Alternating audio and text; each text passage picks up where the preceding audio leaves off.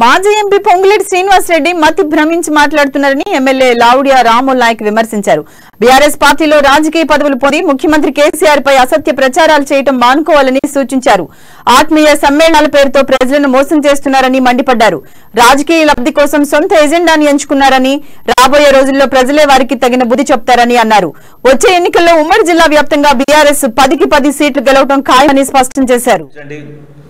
మీరు ఏ స్థాయిలో ఉంటారో ఉండండి తప్ప మా యొక్క మీకు పెడితే ఒకటి పెట్టకపోతే ఇది డైలీ పెట్టే అమ్మాయి అంటే తల్లి పెట్టకపోతే ఇది అంట చూసినారా ఆ స్థాయి మీద కానీ పదవులు ఇచ్చుంటేనే ఇప్పటికలా ఏంటంటే శిఖరాగ్రానికి ఎక్కడికో ఎత్తేవాడు హిమాలయ పర్వత స్థాయిలో. ఇప్పుడు ఏమంటే ఇవ్వలేదు మీకు. ఎస్ ఇవ్వం కూడా, అటువంటి యాక్టివిటీ చేస్తే మేము ఇవ్వం.